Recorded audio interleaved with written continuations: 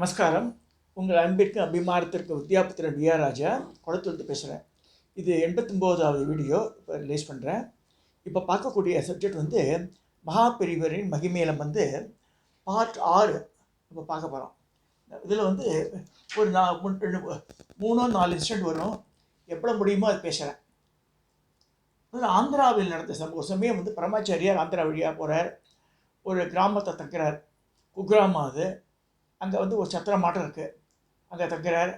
அந்த அந்த ஊர் அம்மன் கோவிலில் இருக்கிற அந்த விக்கிரகத்தை கொண்டு வச்சுருக்காங்க. அதுக்கு அவரே அபிஷேகம் பண்ணுறார் பக்கத்தில் வச்சுட்டு. சரி, எல்லாம் மக்கள்லாம் கூடியிருக்கா. பட்டுப்புடவையெல்லாம் கூட வாங்கிட்டுருக்கா. வெளியே டவுன்லேருந்து யாரோ அங்கே ஆந்திராவோட பார்க்க அப்படின்னா முரத்தில் வைப்பா எல்லாமே.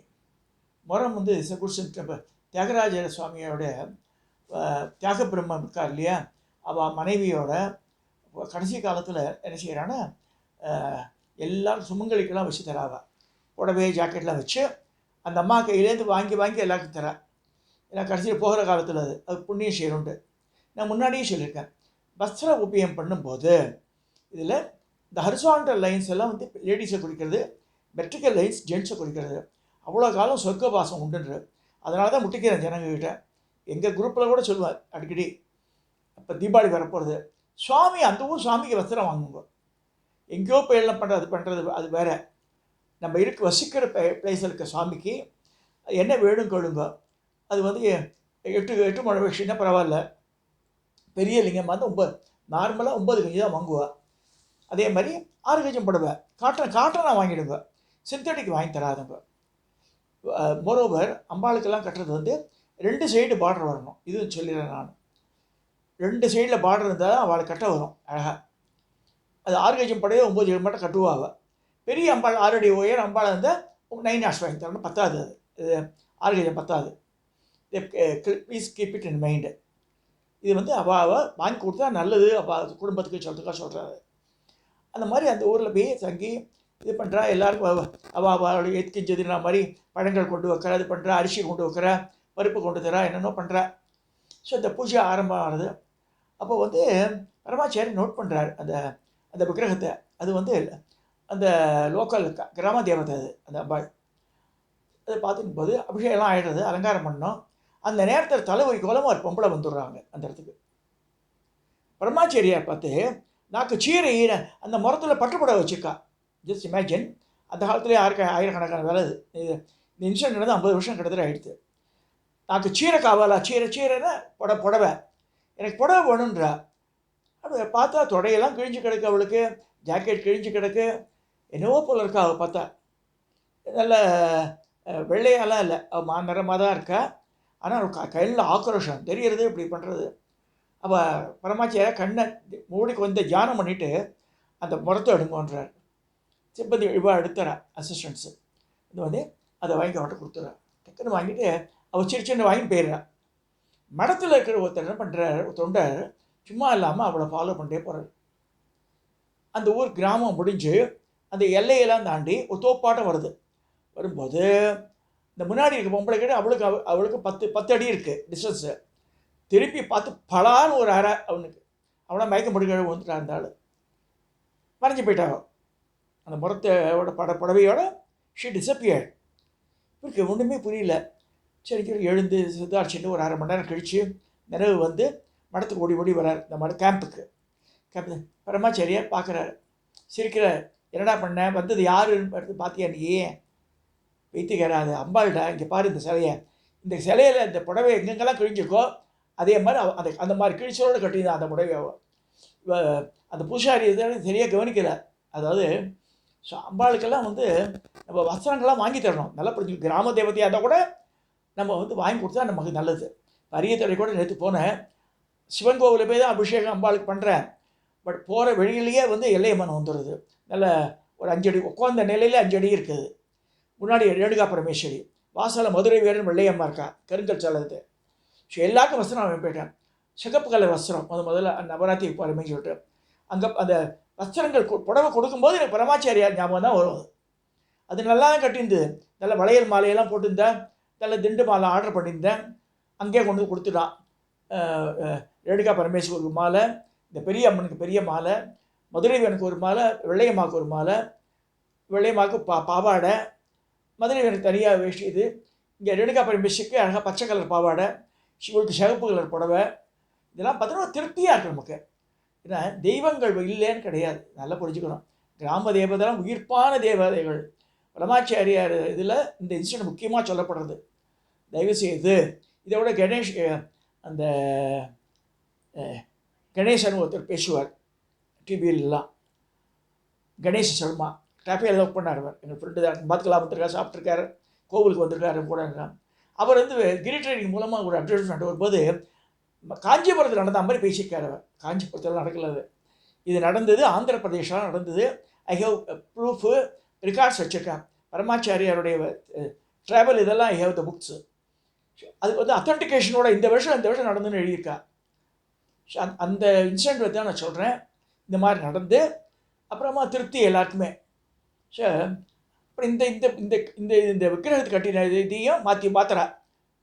இதெல்லாம் இதுக்கு சொல்கிறேன்னா, ஒரு கல் விக்கிரகம் ஒன்று இதுக்கு ஒன்றும் இல்லை, பவர் இல்லைன்னு நினச்சிக்காதுங்க. Definitely it speak. எஸ்பெஷலி இப்போ எல்லா தெய்வங்கள்லாம் வந்து பேச ஆரம்பிச்சிடும். நல்லா படிச்சுங்க. இது முதல் இன்சிடென்ட்டு. ரெண்டாவது இன்சிடென்ட்டு மாயவரத்தில் மயூர்நாத கோவிலில் நடந்த சம்பவம் அது. ஆனால் வந்து காஞ்சிபுரத்தில் தான் ஆரம்பிக்கிறது இன்சிடென்ட்டு. ஒரு நாள் க்யூவில் நிற்கிறா, எல்லோரும் நிறைய பேர் நின்றுட்டுருக்கா பரமாச்சாரியார் தரிசனத்துக்கு காஞ்சி மடத்தில். அப்போ என்ன ஆகுது, ஒரு அழகான ஒரு பெண்மணி, அவள் ஆத்துக்கார் கையில் வந்து தங்க விக்கிற மாட ஒரு குழந்தை எடுத்துன்னு வந்துருக்கிறார். அவள் முறை வருது. அவள் வந்து அந்த பொண்ணு அழறா. கொஞ்சம் அவருக்கு பரமாச்சாரியார் கை காமிக்கிறார். அவருக்கு எழுத்தா மாதிரி அந்த குழந்தையை கடத்துறார். நல்லா புஷ்கன் இருக்கு. பரமாச்சாரியார் பார்க்குற, இன்னும் பிடிக்கே தான் இருக்கானா அவன் அப்படின்றார். அந்த குழந்தைக்கு அசையவே இல்லை. ஜஸ்ட் இமேஜின், கிட்டத்தட்ட 1 வயசு குழந்தை. அது உடம்புல அசைவு இல்லை, ஒரு சின்ன ஷேக்கிங் கூட இல்லை, அப்படியே படுத்துட்டுருக்கு. அப்படி திரும்பியும் வந்து இது கூட சொல்கிறார், நந்தியாபட்ட புஷ்பமும் பாலும் கூட சொல்லி அதை டச் பண்ணுறார் அந்த குழந்தைய. இங்கெங்கெல்லாம் சில ஞாசங்கள் பண்ணுற மாதிரி பண்ணுறாரு. பண்ணிவிட்டு இவளை சொல்கிறார், கண்ணை மூடி தியானம் பண்ணிவிட்டு உடனடியாக காரை வச்சு மாயவரத்துக்கு போங்கன்றார். மாயவரத்தில் 2 தட்சிணாமூர்த்தி இருக்குது. ஸ்பெசிஃபிக்காக ஒரு தட்சிணாமூர்த்தியாகிட்ட சொல்லி அங்கே கொண்டு இந்த குழந்தைய போட்டு அங்கே ப்ரே பண்ணுங்க, எல்லாம் சரியாயிடும்ன்றார். இப்போ உடனடியாக கேப் புக் பண்ணிவிட்டு, அந்த காலத்தில் லோக்கல் டாக்ஸி அதெல்லாம் பண்ணிவிட்டு போயிடுறா. மாயவரத்துக்கு போகிறா. மாயவரத்தில் வந்து அந்த இந்த மெசேஜ் அதுக்குள்ளே அங்கே போயிடுது. நிறைய நூற்றுக்கணக்கான ஜனங்கள் சேர்ந்துடுது மாயவரத்தில். அந்த தட்சிணாமூர்த்தி சன்னதியில் இது பண்ணி குருக்கள் வந்து இதெல்லாம் பண்ணுறார், பூஜையெல்லாம் பண்ணுறார். பண்ணிவிட்டு அந்த தட்சிணாமூர்த்தி காலடியில், பெரிய தட்சிணாமூர்த்தி அது, இந்த குழந்தைய போடுறா. அந்த நேரத்தில் எல்லோரும் இருந்திருக்கா. டக்குன்னு ஒரு பூனை வருதுங்க. அந்த பூனை வந்து என்ன செய்யறதுன்னா, அப்படியே வந்து இந்த பூனை வந்து இது குழந்தை கேட்டு இதை கடிச்சு வச்சு போது பயப்படுறாவா. இருந்தாலும் பரமாச்சாரியா ஏதோ ஒரு இன்ஸ்ட்ரக்ஷன் சொல்லி வச்சுருக்கா அவகிட்ட. இப்போ பேசாமல் இருக்கிறா. அந்த பூனை வந்து இந்த குழந்தையோட உடம்பெல்லாம் மோந்து பார்த்துட்டு தலையில் வந்து என்ன பண்ணுறது பண்ணிவிட்டு இட் ரன்ஸ் அவே. ஃபியூ செகண்ட்ஸில் கிளிக்குன்னு சிரிக்கிறது அந்த குழந்தை. ஒரு அசைவுமே இல்லாத குழந்தை. ஏன்னா முந்தின ஜென்மத்தில் இதெல்லாம் நம்ம வந்து கர்மாவை பற்றி நினச்சி பார்க்கணும். அந்த பூனைக்கு நம்ம இதான் பண்ணிட்டோம்னா, பூனையெல்லாம் வந்து நம்ம வந்து அடிக்கக்கூடாது, அதை கொன்றக்கூடாது. பெரிய பூனை குரங்கு எல்லாம் குடும்பத்தை அப்படி தாக்கிடும். நமக்கு 1008 பிரச்சனை இருக்கலாம், அதுக்காக அதை அடித்து விரட்டி எல்லாம் பண்ணவே கூடாது. நமக்கு பிரச்சனை ஆகிடும் பின்னாடி. இதெல்லாம் சத்தியமான உண்மைகள். மகரிஷிகளாம் சொல்லியிருக்கா. பரமாச்சாரியார் மகரிஷியடாக இருந்திருக்காரு, பெரிய தீர்க்கதரிசி. அந்த பூனைக்கு எதாவது பண்ணியிருந்தனால இவா பண்ணியிருக்கலாம்,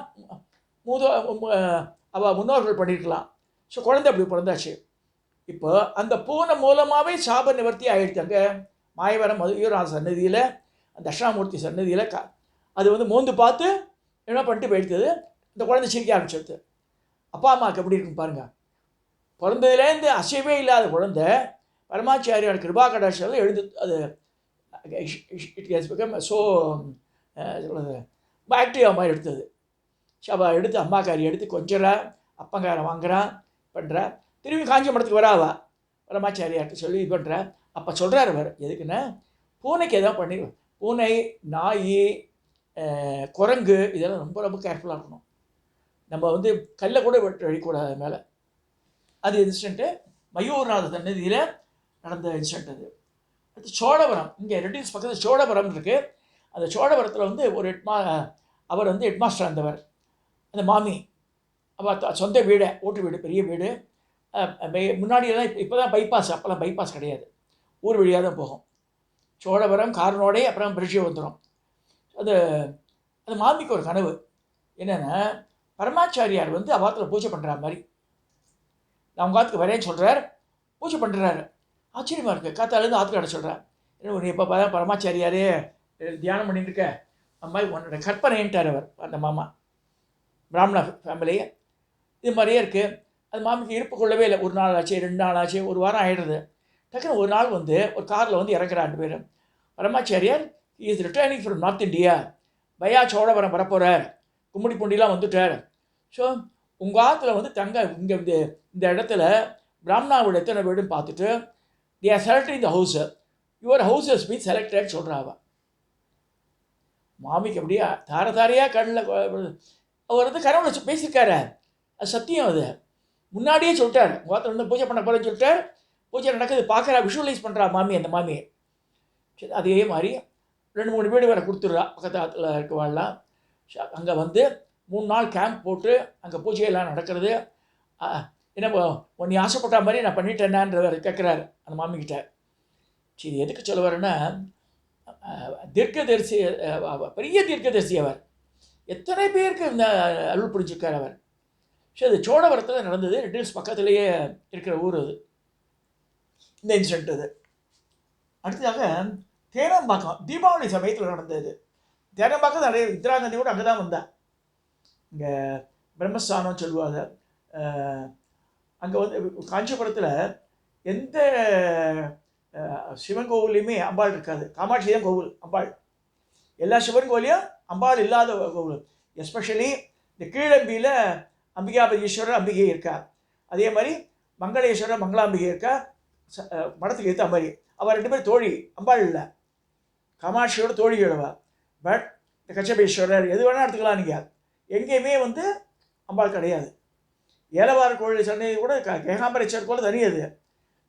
என்ன சொல்லியிருக்கா, காஞ்சிபுரத்தில் இத்தனை 108 சிவன் கோவில் இருக்குது, எதுலேயுமே அம்பாள் கிடையாது சொல்லியிருக்கு. ஸோ இப்போ தேனம்பாக்கத்துக்கு வரலாம். தேனம்பாக்கத்தில் அந்த அது வந்து இப்போ சிவகாஞ்சி, விஷ்ணு காஞ்சி, பிரம்ம காஞ்சின்னு பேர். அது அந்த இப்போ நிறைய ஊரெலாம் அழிஞ்சு போயிடுத்து. அங்கே சின்ன ஒரு ஓடையாட்டம் ஓடின்னு இருக்கும். நான் போனேன் ஒரு 2 இயர்ஸ் முன்னாடி. நான் என் டாக்டரும் போனோம் இந்த கல்யாண விஷயமாக பேசணுன்ட்டு. நல்ல ஹால் அன்றைக்கி இப்போ பாலப்பெரியவர் இருந்தார். ஆசீர்வாதம் பண்ணி பொண்ணுக்கு பிரசாதம் கொடுத்தார். அந்த பிரம்மகாஞ்சியில் என்ன நடந்துட்டுன்னா, இது நடந்து கிட்டத்தட்ட 40-50 வருஷம் அப்போ ஆயிடுத்து. அந்த காலத்து சூட்கேஸ்லாம் கிடையாது, பீரோ கிடையாது. முக்கியமாக யாராவது கொண்டு வந்து கொடுத்தா தண்ணி தொட்டி இருக்கு இல்லையா, அது மேலே தகர ஷீட் போட்டிருப்பாள், அதில் ப்ரிசர்வ் பண்ணுவாள். தீபாவளிக்காக நிறைய பேர் பெரிய செல்வந்தர்களை வாங்கி கொடுத்துருக்கா, வேஷ்டி புடவை அதெல்லாம். அதில் காரிய தேசி என்ன பண்ணிருக்கார், அந்த தொட்டியில் வச்சுருக்கார். அதை மடத்தில் வேலையெல்லாம் பார்க்குறா இல்லையா. அப்போ பரமாச்சாரியா வேறு அடுத்த பொழுது விடிஞ்சால் தீபாவளி, எல்லாருக்கும் சிப்பந்திக்கெல்லாம் தரணுமே. அம்மா எங்கடா வச்சுருக்க அதெல்லாம், அதை அதில் தொட்டியில் கொண்டு வச்சுருக்கியா, என்னடா பண்ணுற நீ. சரி அது பூட்டுக்கிட்டெல்லாம் கிடையாதுண்ணா. இல்லை பெரியப்பா நாங்களாம் பார்த்துருந்தாக்கோம். சரி திறந்து பாருன்றார். பார்த்தா ஒன்றுமே இல்லை. இப்போ கிட்டத்தட்ட நிறைய வேஷ்டிகள், புடவைகள், பட்டாசு எதுவுமே இல்லை. ரொம்ப இப்போ ஷாக்குடு. அந்த நேரத்தை இப்போ சொல்கிற யார் எடுத்தா இவன் எடுத்தானா அவன் எடுத்தானா அந்த மாதிரி இப்பயே பெரிய டிஸ்பியூட் ஓடின்னு இருக்கு. அப்போ பரமாச்சாரி சொல்கிறார், அங்கே சிப்பந்தி ஒருத்தர் இருந்திருக்கார், அவர் வந்து வேறு இடத்துல வசிக்கிறார். இப்போ அவாத்துக்கு என்ன சொன்னால் திருடிலாம் சொல்லவே இல்லை. வேறு எண்ணெய், சிகாப்பொடி, பட்சணம் இதெல்லாம் கொடுக்க சொல்லுவேன். ஏன்னா துணிமணி மட்டும் பத்தாது, இதையும் எடுத்துக்க சொல்லுவேனே அப்படின்னு சொல்லி எல்லாமே கொடுத்த. அதை பார்த்தோன்னே அவன் எதுக்கு பரமாச்சாரியா அவருக்கு போய் கொடுக்குறாருன்னு நினைக்கிறா எல்லாரும். ஆச்சாரியா சொன்னதை அவள் போய் சொல்கிறார், தீபாவளி கொண்டாடுறதுக்கு பட்சணம் வேணுமா, எண்ணெய் பண்ண நெல்லெண்ணெய் வேணுமா, சிகாப்பொடி வேணுமா, இதெல்லாம் கொடுத்து வச்சுக்கான்னு உடனே கதறி அழுது நமஸ்காரம் பண்ணிடுறான். வந்து ஏன்னா நான் கேட்டால் கொடுத்துருப்பேன் நான் அப்படின்ட்டு. அது திருப்பி வாங்கிக்கவே இல்லை வேறு. நீ வச்சுக்கோ, தீபாவளியை நல்லா கொண்டாடுன்ட்டார். இது தேனம்பாக்கத்தில் நடந்தது. நிறைய பேர் அது அந்த இன்சிடெண்ட்டை பார்த்து புல்லரிச்சிருந்துருக்கா. ஏன்னா நம்ம என்ன செய்வோம் கோபத்தில், கம்யூனிட்டி அவன் வந்தான பாரு, அவன் என்ன ஆக்ஷன் எடுக்க நம்ம தான் சொல்லுவோம் ஜென்ரலாக. That is human nature. அவர் மடத்தின் பீடாதிபதி என்ன அழகாக சொல்லிருக்காரு பாருங்க. அது வச்சுன்னா அவன் ஒன்று தீபா புது துணி மட்டும் போதுமா, அதுக்கு முன்னாடி என்ன விஷயம் தேய்ச்சி வச்சுன்னா கிசுக்கா பிடி ஒன்றும் அதெல்லாம் இல்லை உன்ட்ட. அது புது துணி போட்டுண்டு ப்ளஸ் வந்து பட்சணம் சாப்பிட்ணும். ஸோ டின்னா பட்சணம், எண்ணெய், சிக்காப்பொடி எல்லாம் சேர்த்து கொடுத்து தீபாவளியை நல்லா கொண்டாடுன்ட்டார் அவனை.